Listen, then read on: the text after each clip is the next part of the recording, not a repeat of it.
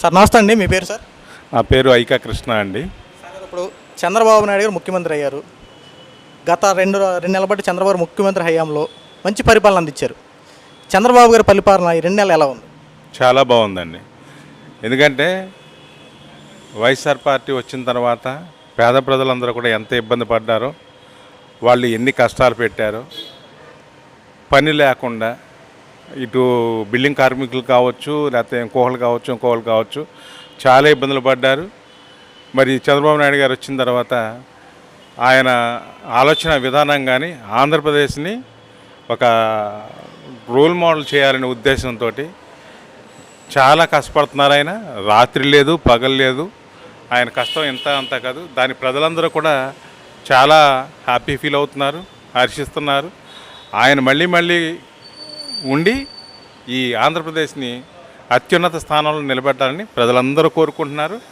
అలాగే మరి చంద్రబాబు నాయుడు గారు పెట్టినటువంటి అన్నా క్యాంటీన్లు, అంటే పేద ప్రజలు ఉదయం 5 రూపాయలకే టిఫిన్, మధ్యాహ్నం 5 రూపాయలకే భోజనం, నైట్ 5 రూపాయలకే భోజనం, ఆ పెట్టినటువంటి అన్నా క్యాంటీన్ని ఈ వైఎస్ఆర్సీపీ గవర్నమెంట్ వచ్చిన తర్వాత ఈ జగన్మోహన్ రెడ్డి అనే వ్యక్తి కొంతమంది వ్యక్తుల మీద కక్ష కట్టి ఈ క్యాంటీన్లన్నీ తీయించేసి మరి వాళ్ళు పైచాచిగా ఆనందం పొందారు.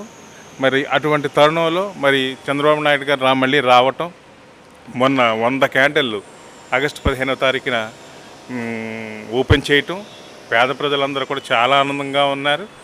మరి మిగిలిన క్యాంటీన్లు కూడా అతి త్వరలోనే ఓపెన్ చేయడానికి చంద్రబాబు నాయుడు గారు వ్యూహం చేస్తూ ఉన్నారు. ఆయన పరిపాలనలో అందరూ కూడా చాలా ఆనందంగా ఉన్నారు. ముందు ఇంకా మంచి పనులు చేయడానికి ఆయన రాత్రింబగళ్ళు కష్టపడతా ఉన్నారు. అలాగే మరి కూటమి ప్రభుత్వంలో ఉండి జనసేన పవన్ కళ్యాణ్ గారు, మరి బీజేపీ గవర్నమెంట్ మోడీ గారు, మరి వీళ్ళందరి కూటమిలో కూడా ఈ ప్రభుత్వం ఇంకా ముందుకెళ్ళాలని మనం అందరం ఆశించాలి. అలాగే ప్రజలందరూ ఆశిస్తున్నారు. ప్రజలందరికీ కూడా ఈ గవర్నమెంట్లో మంచి జరగాలని చెప్పి మనసా వాచా కర్మన నేను తెలుగుదేశం పార్టీ కార్యకర్తను అయ్యుండి తెలుగుదేశం పార్టీకి కూటమి పార్టీకి మేము ఎప్పుడు కూడా వెన్నుదన్నుగా ఉంటామని చెప్పి చంద్రబాబు నాయుడు గారికి తెలియజేసుకుంటున్నాము. అలాగే కూటమి ప్రభుత్వానికి కూడా తెలియజేసుకుంటున్నాము.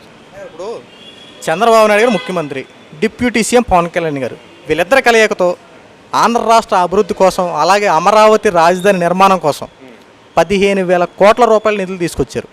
గత ప్రభుత్వంలో ఎప్పుడు ఇంత తక్కువ టైంలో ఇంత నిధులు తీసుకొచ్చింది ఎప్పుడు లేదు. కానీ అమరావతి రాజధాని నిర్మాణం కోసం ఎంత మహోన్నత కృషి చేశారు. దీన్ని మనం ఎలా చూడవచ్చు?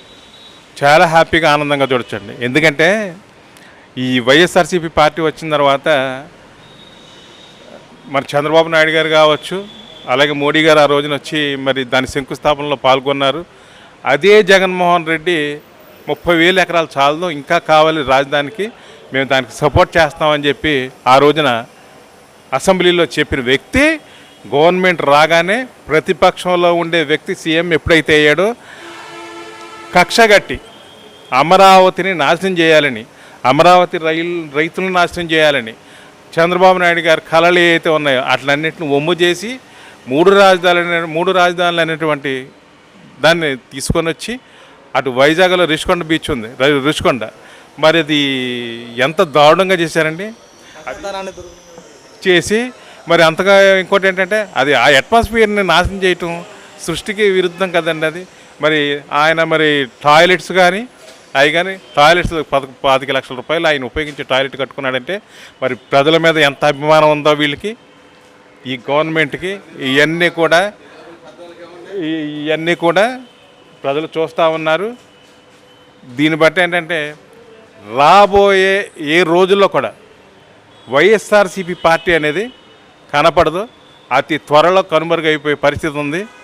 ఇది ప్రజలందరికీ కూడా తెలిసిన విషయం అని చెప్పి తెలియజేసుకుంటున్నాం. ఇప్పుడు చంద్రబాబు నాయుడు గారు ఎంత మంచి పరిపాలన అందిస్తే వైఎస్ జగన్మోహన్ రెడ్డి ఆంధ్ర రాష్ట్రం దౌర్జన్యాలు అరాచకాలు పెరిగిపోయినాయి, చంద్రబాబు గారు సీఎంగా నుండి దిగిపోవాలి, రాష్ట్రంలో రాష్ట్రపతి పాలన కావాలని చెప్పి దారుణాలు చేసుకుంటా ఊతర కొట్టుకుని తిరుగుతున్నాడు.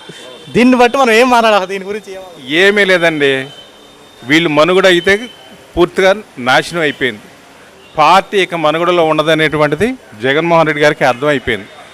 ఏదో ఎలిగేషన్ తీసుకొచ్చి ఈ 5 సంవత్సరాల పాలనలో వీళ్ళు చేసిన అరాచకాలకి రాష్ట్రపతి పాలన అప్పుడు పెట్టాలి, ఇప్పుడు కాదు. ఈ వచ్చిన 2 నెలల కాలంలోనే చంద్రబాబు నాయుడు గారు కానీ కూటమి కానీ ఎంత ప్లాన్డ్గా కూడా ప్రజలకి ఆంధ్రప్రదేశ్ని ముందుకు తీసుకెళ్ళడానికి ఎన్ని ప్రయత్నాలు చేస్తున్నాయో చూసే ప్రతి వ్యక్తికి కూడా తెలుసు. దాని మీద ఏంటంటే వీళ్ళు ఏంటంటే సీఎం కుర్చీ లేకపోతే జగన్మోహన్ రెడ్డి గారు బతకలేరండి. ఇప్పటికైనా సరే ఇప్పటికిప్పుడు ఆయనకి సీఎం పదవి వచ్చేయాలి, మళ్ళీ ప్రజలను నాశనం చేయాలి, ఆంధ్రప్రదేశ్ రాష్ట్రాన్ని మూలపెట్టి కూర్చోబెట్టాలి. అదే ఆయనకు ఆలోచనలో. ఆయన కళ్ళు వేయ కూడా జరగవు, ఆయన నిజం కావు. 5 సంవత్సరాలు సీఎంగా గెలిపించుకొని ఎందుకు నెత్తి మీద తెచ్చుకొని పెట్టుకున్నావరా అని చెప్పి ఆంధ్రప్రదేశ్ ప్రజలందరూ కూడా చాలా బాధపడ్డారు. అందుకనే 11 సీట్లు ఇచ్చి నువ్వు దేనికి పనిచేయవు, పరిపాలనకు పనిచేయవు, నీకు పరిపాలన తెలియదు అని ఇంటికి పంపించి మూల కూర్చోబెట్టారు. చివరి ప్రశ్న, చంద్రబాబు నాయుడు గారు ప్రజల పక్షాన్ని ఆలోచించి అన్నా క్యాంటీన్లు ఏర్పాటు చేశారు. వెంటనే ఎప్పుడైతే అన్నా క్యాంటీన్లు ఏర్పాటు చేశారో వైసీపీకి సంబంధించిన కొంతమంది దుష్ప్రచారాలు మొదలుపెట్టారు. అన్నా క్యాంటీన్లు ఆపేయాలి అని చెప్పి మాట్లాడారు. ఇలాంటి వారికి మీరు ఏ స్టేట్మెంట్ ఇవ్వాలనుకుంటున్నారు? అసలు వీళ్ళకండి పేద ప్రజలకి ఒక ముద్ద భోజనం పెడదామనే ఆలోచన పోయిన వైఎస్ఆర్సీపీ గవర్నమెంట్కి కానీ ఏ నాయకుడికి కూడా లేదు. అది ఎందుకంటే ప్రజలు నాశనం అయిపోవాలి, ఆంధ్రప్రదేశ్ నాశనం అయిపోవాలి. ఇటువంటి వాళ్ళని అసలు జీవితాలు కూడా ఈ ప్రజలు క్షమించరు. ఈ గవర్నమెంట్ని మళ్ళీ గెలిపించడం అనేది జరగదు. ఇప్పటికే 11 సీట్లు ఇచ్చారంటే చెంపపెట్టది. ఇంకా కూడా వీళ్ళకి బుద్ధి జ్ఞానం రావట్లేదంటే వైఎస్ఆర్సీపీ పార్టీ, జగన్మోహన్ రెడ్డి గారు కానీ మిగిలినటువంటి వ్యక్తులు కానీ ఎంత దుర్మార్గులు అనేది పేద ప్రజలకు అర్థమైంది. వీళ్ళకి ఏది ఉండదు, వీళ్ళ పార్టీ ఉండదు, వీళ్ళకి మనుగడ ఉండదు. ఇక దుకాణం సర్దేశారు. ఇంటికి వెళ్ళిపోయి చక్కగాను చేసిన పాపాలకి, చేసిన తప్పులకి ప్రతి ఒక్కటి చట్టపరంగా కూడా వీళ్ళకి శిక్షలు అనుభవిస్తారు, అనుభవించి తీరాల్సిందే.